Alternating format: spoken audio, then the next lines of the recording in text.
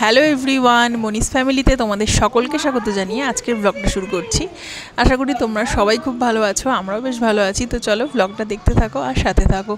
বাবার সাথে সকাল সকাল খেলা শুরু করেছে, টেন্টটা বার করেছি আর ভিতর বসে বসে খেলাধুলা চলছে। এখন বেশ ভালোই হয়েছে, এটার মধ্যে ঢুকে ও খেলাটা এখন শিখেছে। যখন এটা কেনা হয়েছিল তখন যদিও এটা নিয়ে ঠিক খেলে উঠতে পারতো না, আর আমার পছন্দেই এটা কেনা হয়েছিল, কিন্তু এখন বেশ খেলতে পারে। আজকে দুপুরবেলা বানাচ্ছি ডিম কষা কষা কষা করে ডিম রান্না করব, আর তার সাথে আনুষঙ্গিক তো থাকবেই। মোটামুটি একটু রান্না বান্না সেরে তারপর আবার আজকে একটু বেরোবো, যাব জুতোটা বানাতে দিতে। পায়ের জন্য মাপ করেই আর কি জুতোটা বানাতে হবে, ডক্টর যে প্রেসক্রাইব করেছে, তো সেখানেও যাব। তার উপরে আজকে আবার ভ্যালেন্টাইন্স ডে, তো সব মিলিয়ে মিশিয়ে দিনটা বেশ ব্যস্ততায় কাটতে চলেছে। যদিও ভ্যালেন্টাইন্স ডে উপলক্ষে আলাদা করে কোনো প্ল্যান নেই এখনও পর্যন্ত, তো সেটাই আর কি। অনেক দিন পর আজকে একটু ধনেপাতার বড়া করব, আর এদিকে কড়াইশুঁটি আর আলুর পকোড়া বানাবো ঝুরঝুরে করে।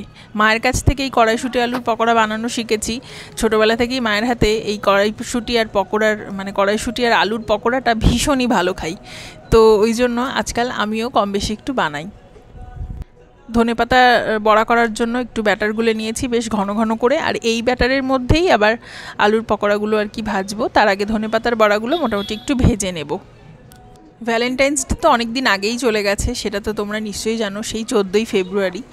তো আজকে ব্লগটা শেয়ার করছি, তার কারণ হচ্ছে বিভিন্ন রকম পরিস্থিতির মোকাবেলা করে আজকে আর কি একটু ফ্রি হওয়ার কারণেই এই পুরনো ভ্লগগুলো আজকাল একটু আপলোড করতে পারছি। মাঝখানে দিনগুলো এমনভাবেই কেটেছে, তার উপরে আবার শিফট হওয়া, সব মিলিয়ে মিশিয়ে নতুন জায়গা, নতুন রকমের পরিস্থিতি, নতুন রকমের ভাষা, মানুষজন মিলিয়ে মিশিয়ে দিনগুলো বেশ মজায় করেই কাটছে। কিন্তু তার মাঝখানে আবার একটু ব্যস্ততাও রয়েছে, ছেলেটাও বড় হচ্ছে, আজকাল আর সেরকম একটা সময় দিয়ে উঠতে পারি না নিজেকে, তবুও তার মাঝখান থেকে একটু সময় বার করার চেষ্টা। তবে আমার মনে হয় প্রতিটা মায়েরই নিজের জন্য একটু সময় বার করা উচিত। নিজের ফ্রাস্ট্রেশনটা, নিজের বোরিংনেসটা বা নিজের মনটাকে একটু ঠিক করার জন্য যেটা করলে মন ভালো হয় সেটা একটু সময় করে করা উচিত আমার মনে হয়।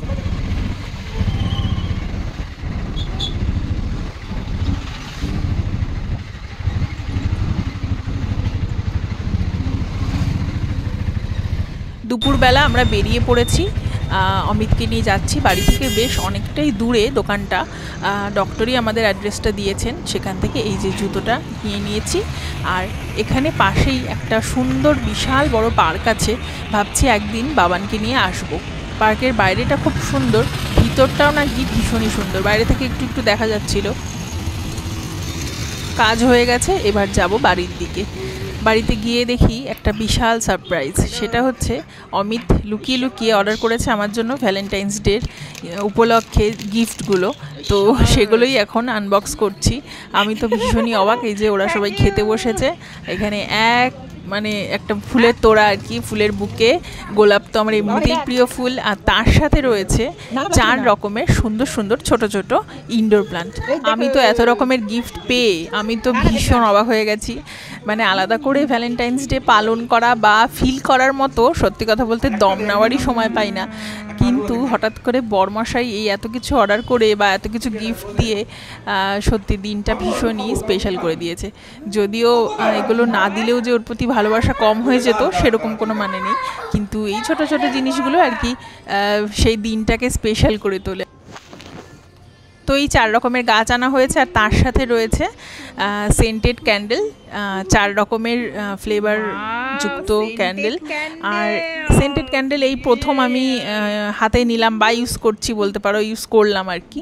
4 রকমের গন্ধ ছিল, খুব সুন্দর লাগছিল। এগুলো জ্বালালে নাকি বেশ ঘরটায় সুন্দর আর কি গন্ধ হয়, তো আমার তো খুবই ভালো লাগছিল গিফটগুলো পেয়ে। আর এটা ছিল ভ্যানিলা ফ্লেভার, এরকমই কিছু একটা হবে, যাই হোক মনে আসছে না এখন। তো এটা আমি ধরাবো বলে ঠিক করেছি, আর বাকিগুলো এটা শেষ হয়ে গেলে তারপর ধরাবো।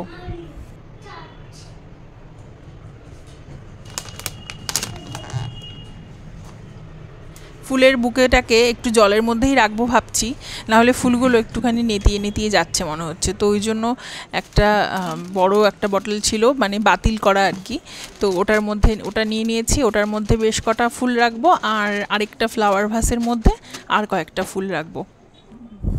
এখানে টোটাল 10খানা গোলাপ আছে, তো কটা এই বটলটার মধ্যে রাখবো আর কটা রাখবো ফ্লাওয়ার ভাসে। দুটো ঘরে দু জায়গায় আর কি রাখবো, একটা বেডরুমে রাখবো আর একটা ওর অমিতের অফিস রুমে রাখবো, এটাই প্ল্যান করেছি। গোলাপগুলো এত সুন্দর আর এত তরতাজা ছিল না, মানে মনে হচ্ছিল যেন দেখতেই থাকি, আর মনে হচ্ছে ফুলগুলো যেন নষ্ট না হয়, ফুলগুলো যেন একদম ঠিকঠাক থাকে, এরকম খালি মানে মনে হচ্ছিল। কিন্তু সেটা তো হবার নয়, সেটা ফুল তো মানে কি বলবো নেতিয়ে যাবেই একটা সময় পর। যাই হোক, তো এখন রেখে দিচ্ছি আরেকটা ফ্লাওয়ার ভাসের মধ্যে, জল দিয়ে রাখবো দুটোর মধ্যেই, তাহলে মোটামুটি হয়তো একটা দিন বা দুটো দিন হয়তো ঠিকঠাক থাকবে।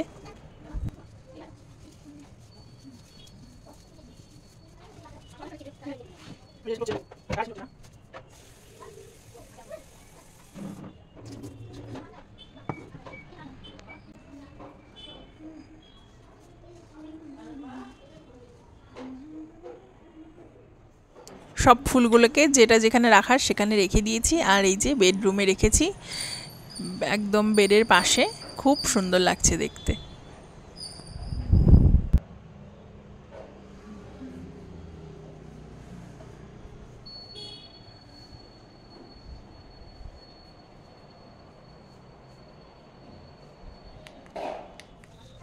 এবার আমি তোমাদের একটা মজার জিনিস দেখাই। আমার কাছে এই ফ্লোরাল ফোমগুলো ভীষণই মজাদার লাগে। এই জল মানে জলে যেহেতু চুবানো থাকে, তারপরে ফুলের মধ্যে দেয়, আর এগুলোকে মানে এরকম প্রেস করতে আমার ভীষণ মজা লাগে। জানি না তোমাদের কীরকম লাগে, তোমাদেরও যদি আমার মতো এরকম ভালো লেগে থাকে তাহলে অবশ্যই কমেন্ট করে জানিও। তো ঠাকুরের সামনে এই মোমটা জ্বালিয়েছি, আর সুন্দর একটা গন্ধ আসছিল ভ্যানিলা ফ্লেভারের। তো চলো আজকের মতো ভ্লগটা এখানে শেষ করছি। সবাই ভালো থেকো, সুস্থ থেকো, সাবধানে থেকো। আজকের মতন টাটা।